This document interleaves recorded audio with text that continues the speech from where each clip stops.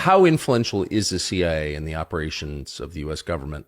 Definitely in many, many places, it is the instrument of regime change.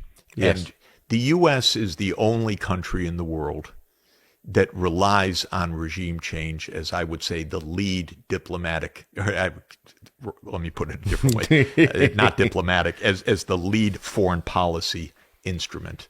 In other words, most countries, virtually any small country, any middle power country, when it doesn't like another country, it either has to deal with it or it comes begging to the United States to take out that country. And we are the country that makes a living by overthrowing other governments. And that's not a good vocation for us. It almost always ends in disaster, in bloodshed, in continued instability. But that's the job of the CIA. It's half the job of the CIA. It used to be said, why is the United States the only country in the world that's never had a coup? And the answer was, well, we're the only country that doesn't have a U.S. embassy.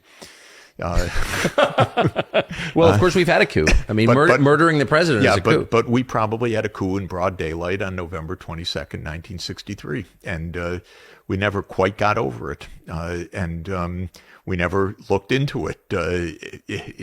On the contrary, we covered it up from the beginning. And so there's so many things wrong with the official, and it's preposterous.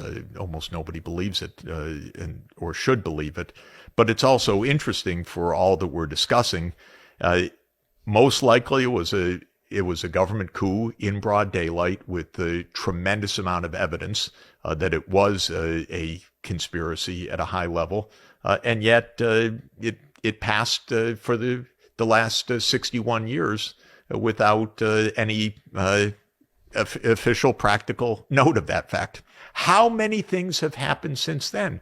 The list, believe me, is very, very long. I've seen some of it so directly, I can't, it's just shocking to me, but just an insight into how our country works, which you know very well, but to me, I find it so weird.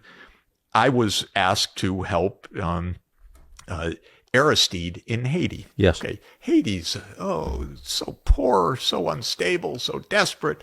And Aristide asked me for economic help. That's what I do. That's my expertise. So I flew down to Port-au-Prince and I had a very good meeting with him. And at the end of the meeting, he said, Mr. Sachs, they're going to take me out. They're going to take me out. And what do you mean? He said, they're going to overthrow me. Okay, sorry to be so naive as I am.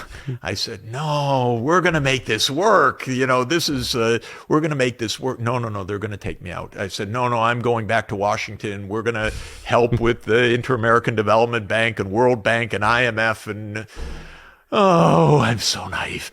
So, of course, then they decide to take him out.